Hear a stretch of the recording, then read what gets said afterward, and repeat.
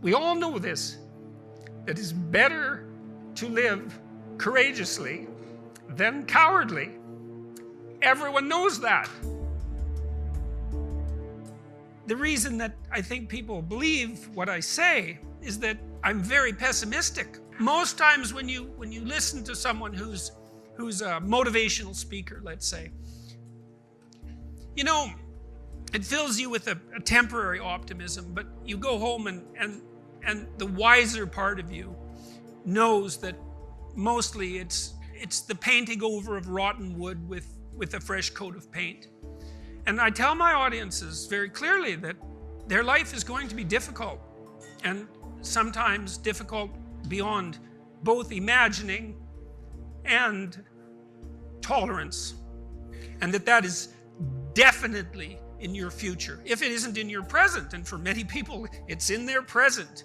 And that can be unbearable, that enough to turn you against life itself, to corrupt you, to drive you to nihilism, to drive you to suicide, and worse, to drive you to thoughts of vengefulness, of infinite scope, to not only be turned against yourself and your fellow men, but to be turned against being itself because of its intrinsically brutal, in some sense, nature. And that is worse than that, actually, because it's not only that we suffer, and that will necessarily occur, but that we all make our suffering worse because of our ignorance and our malevolence.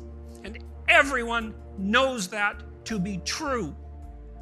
And so the discussions start, let's say, on an unshakable foundation. But then I can tell people, look, despite that,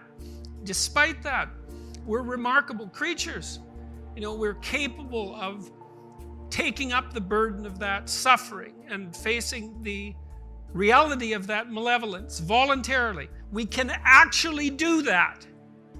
And all of the psychological evidence suggests, and this is independent of your school of psychology, if you're a practical psychologist, a clinical psychologist of any sort, the evidence is crystal clear that if people voluntarily confront the problems that face them and the malevolence that surrounds them, that they can make headway against it. And not only psychologically. So it's not only meaningful to do that psychologically, which it is, to confront the problems that torment you voluntarily. That's meaningful psychologically. But it's also practically useful in that you can actually solve some of the problems that beset you.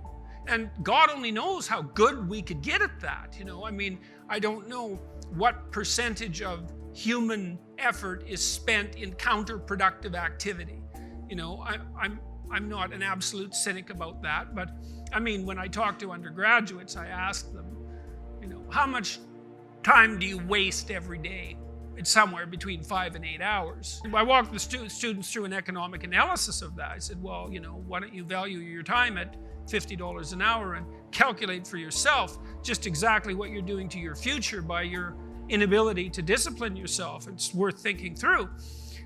In any case, people do waste a lot of time, and they also act counterproductively a lot of the time.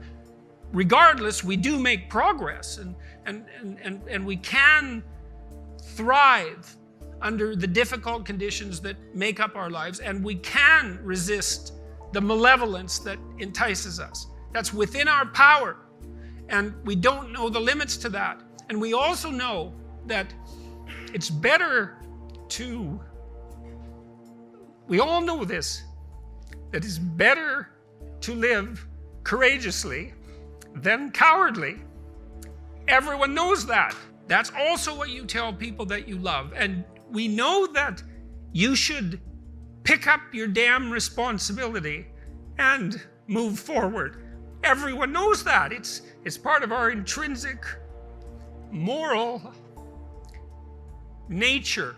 And that nature is there. And it's not difficult to communicate to people about this. Like, everyone knows that you wake up at 3 in the morning when you've let your life go off the rails, and that you berate yourself for your uselessness and your cruelty and your failure to take up to take the opportunities that are in front of you. And if you were the master in your own house, in some sense, the captain of your own destiny, if there was no intrinsic nature, well, that would never happen. You'd just let yourself off the hook. There'd be no voice of conscience tormenting you.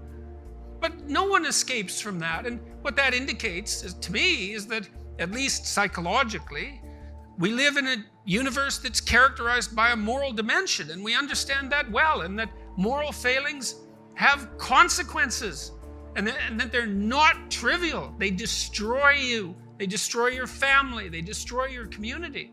And you can tell people that, and they listen because they know. They don't know they know. That's the thing, and maybe that's the thing about being an intellectual. You have the opportunity to articulate ideas that other people know, they embody, but they can't articulate. And that's what people tell me. They say, well, you help me give words to things that I always knew to be true but couldn't say. Or they say, I've been trying to put some of your precepts into practice. Responsibility being a main one, vision another, honesty, I suppose, bringing up the pack and saying, and this is the fun part of doing all of this. Fun is a weak word. That it's the remarkable part of doing all this. I mean, I have people tell me constantly wherever I go, it's so delightful that, they were in a pretty dark place, and they tell me why. And there's plenty of dark places in the world, and they decided, well, maybe they were going to develop a bit of a vision and take a bit more responsibility and start telling the truth and putting some effort into something. And they come up and they say, well, you can't believe how much better things are. It's like, I got 3 promotions. I had one guy tell me, this was a lovely story, 15 seconds. He came up after a talk. He said, 2 years ago, I got out of jail. I was homeless. He said, I own my own house. I have a 6-figure income. I got married and I have a daughter. Thank you. That was the whole conversation. It's like he decided he was going to put his life together. And and so you can look at that pessimism that constitutes, let's say, the core of well, I think it's the core religious message, really, is the tragic nature of the world, the reality of suffering. It's part of the core religious message. But what emerges out of that, properly conceptualized, is a remarkable appreciation for what human beings are capable of. Like, we are unbelievably resilient and able creatures, and we do not have any conception of our upper limits.